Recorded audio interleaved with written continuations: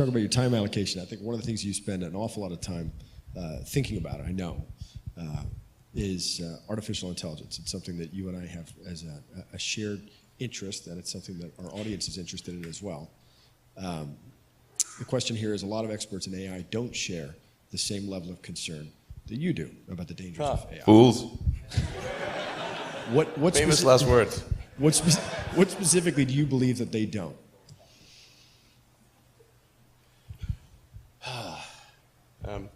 Well, the biggest issue I see with so-called AI experts is that they think they know more than they do.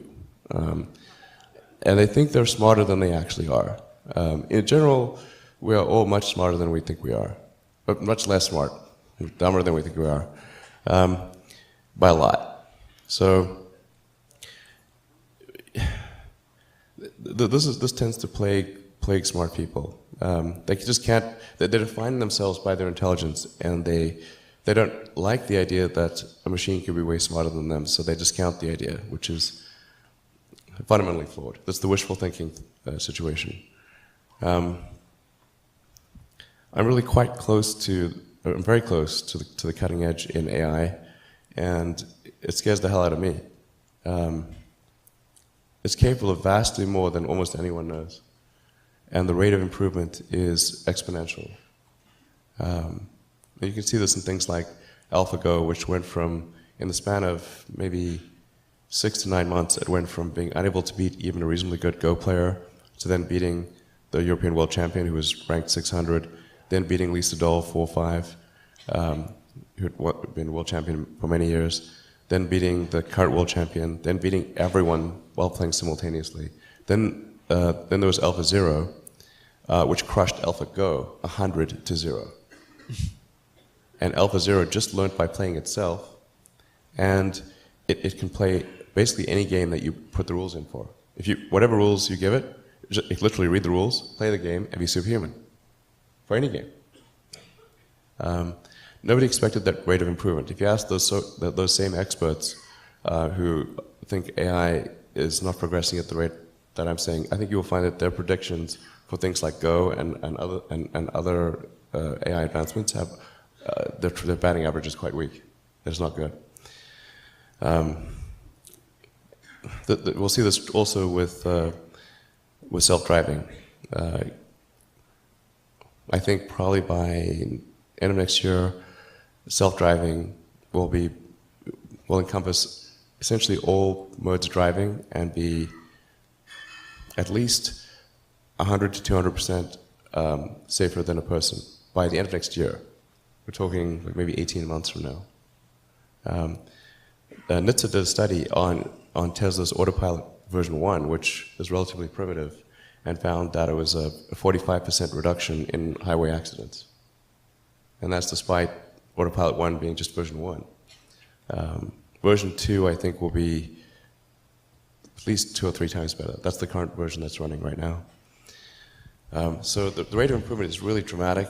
We have to figure out some way to ensure that the advent of digital superintelligence is one which is symbiotic with humanity. I think that's the single biggest existential crisis that we face, and the most pressing one. And how do we do that? I mean, if we take it that it's inevitable at this point, that some version of AI is coming down the line, how do we steer through that? Well, I'm not normally an advocate of regulation and oversight. I mean, I think one should generally err on the side of minimizing those things. But this is a case where you have a very serious danger to the public. And so therefore, there needs to be a public body that has insight and then oversight to confirm that everyone is developing AI safely. This is extremely important. I think the danger of AI is much greater than the danger of nuclear warheads by a lot. And nobody would suggest that we allow anyone to just build nuclear warheads if they want. That would be insane. And mark my words, AI is far more dangerous than nukes. Far. So why do we have no regulatory oversight? This is insane. Well, it's a question you've been asking for a long time. I think it's a question that's come to the forefront over the last year where you begin to realize that it doesn't necessarily, I think if we've all been focused in on the idea of artificial superintelligence, right? Which is clearly a danger, but maybe, a little further out. What's happened over the last year is you've seen what I've been calling artificial stupidity. You're talking about, algorithmic manipulation of social media. Like we're in it now. It's starting to happen. How do we, what's the intervention at this point? I'm not really all that worried about the short-term stuff. Things that are, like narrow AI is not a species-level risk. It will result in dislocation, in lost jobs, and sort of better weaponry and that kind of thing. But it is not a fundamental species-level risk, whereas digital superintelligence is. So it's really all about laying the groundwork to make sure that if humanity collectively decides that creating digital superintelligence is the right move, then we should do so very, very carefully. Very, very carefully. This is the most important thing that we could possibly do. Yeah. Building on that, other than AI and the other issues that you're tackling, transportation, energy production, aerospace, what issues should our next generation of leaders be focused on solving? What else is coming down the line?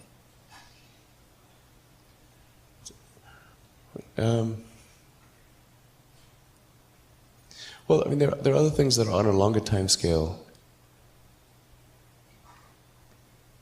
And obviously the things that I believe in, like extending life beyond Earth, making life multiplanetary.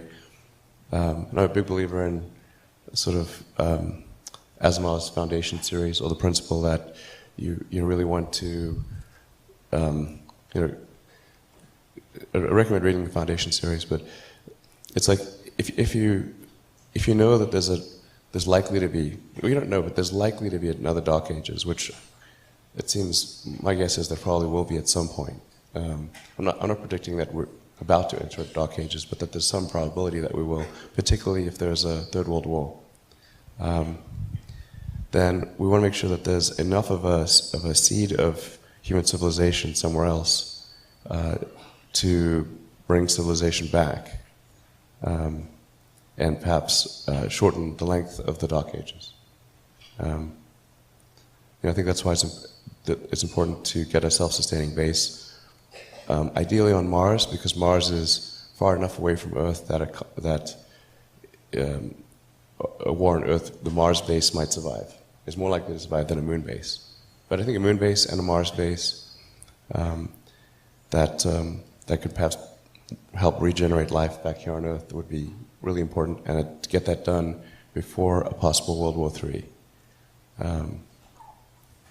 Last century we had 2 massive world wars, 3 if you count the Cold War. I think it's unlikely that we will never have another world war again. There probably will be at some point. Or if we have another one, it'll be the last. Yeah, it just could be radioactive rubble. So again, I'm not predicting. It just seems like, well, if you say given enough time, will it be? Most likely, given enough time. This has been our pattern in the past. I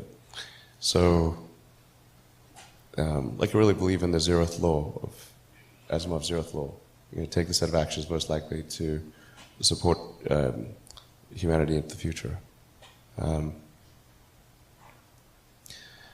But I think sustainable energy is also obviously really important. It's tautological. If it's not sustainable, it's unsustainable. Yeah, how close are we to solving that problem?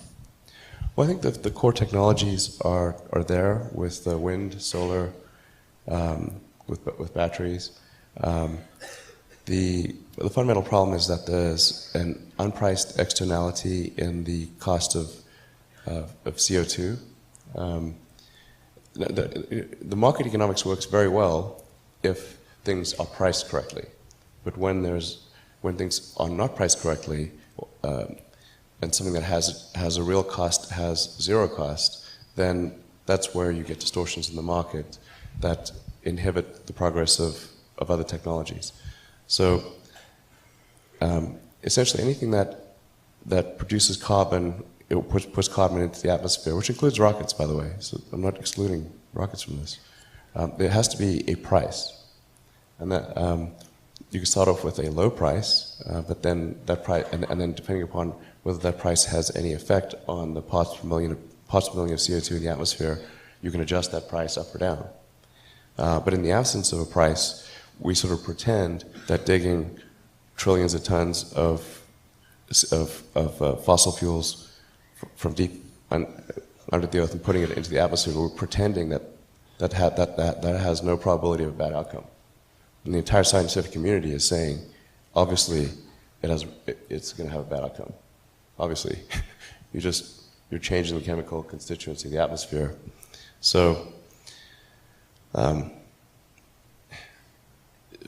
it's really up to people and governments to put a price on carbon, and then automatically the right thing happens. It's really straightforward. What do we do with the carbon that's already up there? I actually think we can manage with the current carbon level, or even a little bit higher.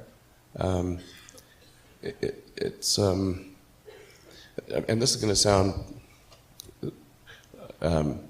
like I'm backtracking, but there's actually an argument that more carbon in the atmosphere is actually good, but up to a point.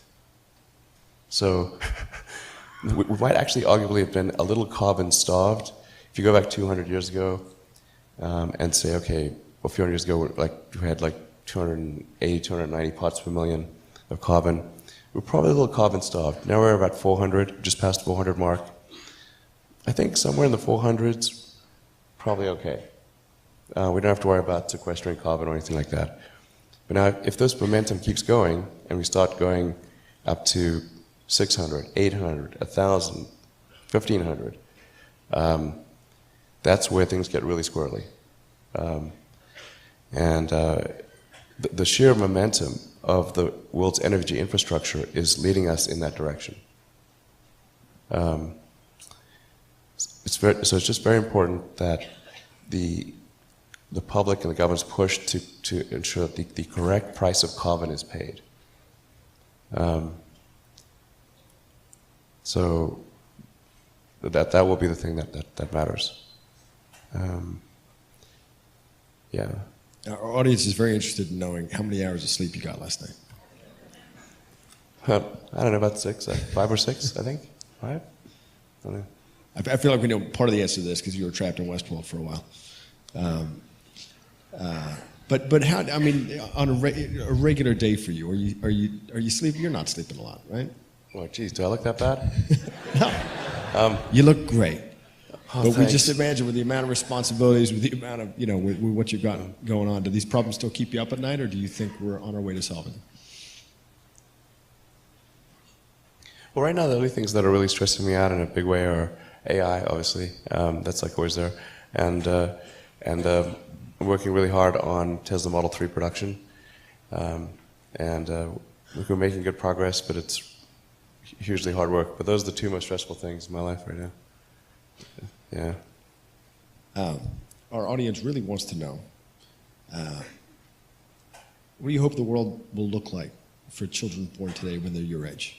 When, sorry? What do you hope for the world to look like? What's the best case scenario? Say we solve these problems. What's that world look like?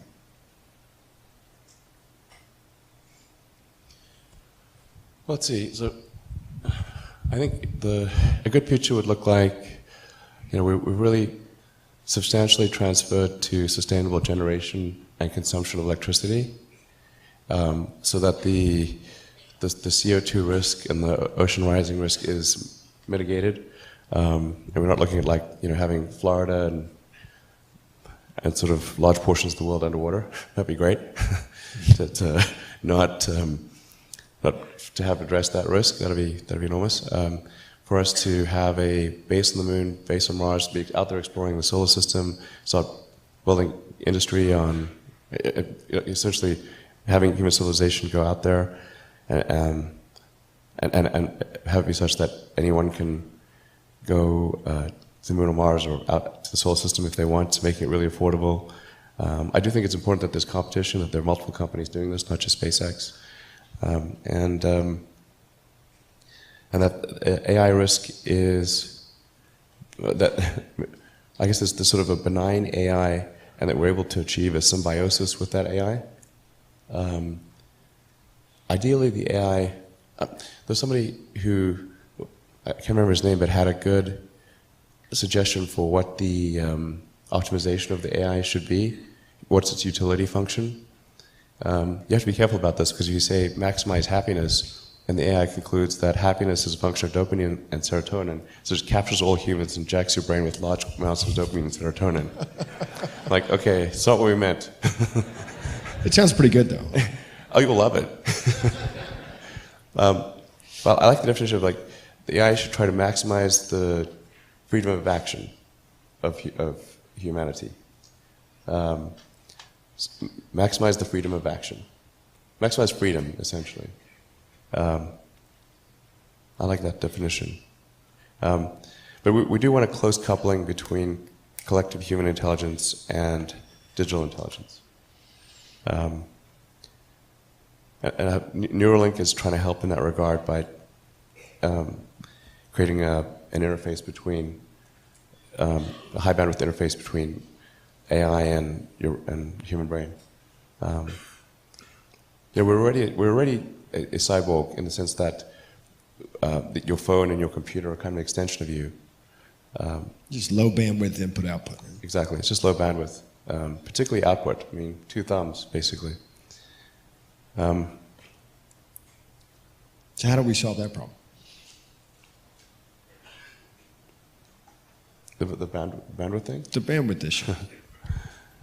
I mean, we've all succumbed to it now. We're all cyborgs. We're just low efficiency cyborgs. So how do we make it better? I think we've got to build an interface. Like, we didn't evolve to have a communications jack, or some. So there's got to be essentially vast numbers of tiny electrodes that are able to read write from your brain. Of course, security is pretty important in this situation, to say the least. I was going to say, I'm not coming with. I'm keeping my brain air-gapped. Yeah. Well, I think a lot of people will choose to do that. But it's a bit like Ian Banks' neural lace. Mm-hmm. But in the case of neural lace, it's sort of that's there from when you're born, or it's more of a backup. Sorry? It's a backup. Yeah, kind of a backup. This would be, there's a digital extension of you that is an AI, the AI extension of you, a tertiary layer of intelligence. So you've got your limbic system, your cortex, and the tertiary layer, which is the digital AI extension of you. And that high bandwidth connection is what achieves a tight symbiosis. I think that's the best outcome. I hope so. If anybody's got better ideas, I'd love to hear it. And talk about another project that you're working on that our audience wants to know a little bit more about, Starlink. Oh. Can you tell us anything? Do you mean Skynet? Hopefully not Skynet. It's the internet in the sky.